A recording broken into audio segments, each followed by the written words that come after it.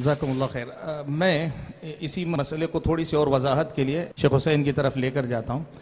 یہ ایک تصور ہے، کچھ لوگوں کے اندر یہ ذہن پایا جاتا ہے کہ یہ جو تعایش کی جو باتیں ہوتی ہیں نا کہ ایک دوسرے کو برداشت کر کے چلو، ساتھ چلو، یہ ساری باتیں اس وقت ہیں، اسلام نے ہمیں اس کا حکم اس وقت دیا ہے جب ہم مکی دور جیسے حالات میں رہیں، جب ہم خود کمزور رہیں تو ہم تعایش کی بات کریں، لیکن وہی جب ہم حکمران ہو، ہماری سلطنت و حکومت ہو، تو پھر تو اسلام کے غلبے کی بات کریں گے، باقی سب کو ہم لے کر چلنے کی بات نہیں کریں گے۔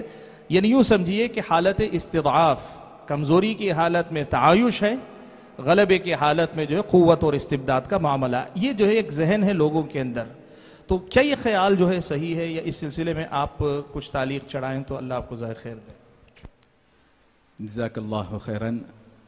لوگوں کے ذہنوں میں جو تصور پایا جاتا ہے کہ مکی دور یا مکی دور جیسا ماحول ہو تو تعایش کی بات کی جائے گی، مدنی دور یا مدنی دور جیسا کہیں اور ماحول ہو تو وہاں پر تغلب کی بات کی جائے گی۔ حالانکہ ایسی بات نہیں۔ اگر ہم سنت و سیرت کا مطالعہ کریں تو کئی حالتیں ہمارے سامنے آتی ہیں جہاں اسلام سخت موقف اختیار کر سکتا تھا، لیکن انسانیت اور رواداری کی سب سے عمدہ مثال اسلام نے قائم کی۔ میں کچھ حالات آپ کے سامنے پیش کروں گا۔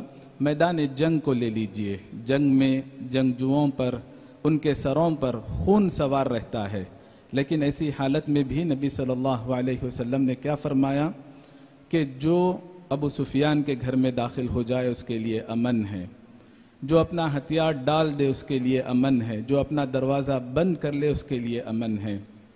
دوسری حالت فتح نصیب ہونے کے بعد، مستدرک حاکم میں صحیح درجے کی روایت ہے، نبی صلی اللہ علیہ وسلم نے مصر کے حوالے سے کہا اذا فتحتم مصر فاستوصوا بالقبط خیرا۔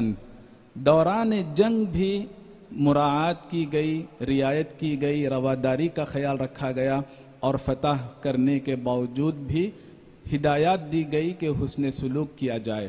غضب کی ایک حالت، ذوالخویسرہ کا واقعہ آپ تمام جانتے ہیں، جب نبی صلی اللہ علیہ وسلم کے ساتھ اس نے بدتمیزی کی، عمر رضی اللہ عنہ نے کہا ہے اللہ کے نبی آپ مجھے موقع دے، میں اس کا سر قلم کر دوں گا۔ نبی صلی اللہ علیہ وسلم نے سر قلم کرنے کی اجازت نہیں دی۔ مکی دور کا آپ مطالعہ کریں، کتنی ایسی مثالیں ہیں۔ اسماء رضی اللہ عنہا اپنی والدہ کے ساتھ حسن سلوک کیا کرتی تھیں، اللہ تعالیٰ نے والدین کے ساتھ حسن سلوک کرنے کا حکم دیا۔ عمر رضی اللہ عنہ اپنے بھائیوں کے ساتھ حسن سلوک کیا کرتے تھے۔ مدنی دور میں جو غیر مسلمین مسلمانوں کے لیے بے ضرر ہیں ان کے ساتھ ہر ناحیے سے حسن سلوک کرنے کا حکم دیا گیا۔ اور ابھی ہم نے ایک روایت سنی کہ اگر کوئی کسی معاہد یا معاہد یا ذمی کا قتل کرے تو جنت کی خوشبو بھی نہیں پائے گا، اور دیگر روایات میں ظلم کرے یا طاقت سے زیادہ بوجھ ڈالے تب بھی اللہ کے نبی صلی اللہ علیہ وسلم اس کا دفاع کریں گے۔ ایک بات میں بتاتے ہوئے اپنی گفتگو کو ختم کر دوں گا کہ جہاں غلبہ ہوگا وہاں پر بھی قبول اسلام کے لیے آمادہ نہیں کیا جائے گا۔ مکمل قابو میں پانے کے باوجود اللہ کے نبی صلی اللہ علیہ وسلم نے فرمایا اذهبوا فانتم الطلقاء۔ یہ تمام حقائق کے پیش نظر یہ کہنا کہ مکی دور میں تعایش کی بات، مدنی دور میں تغلب کی بات، یہ انصاف کے خلاف ہے۔ جزاکم اللہ خیرہ۔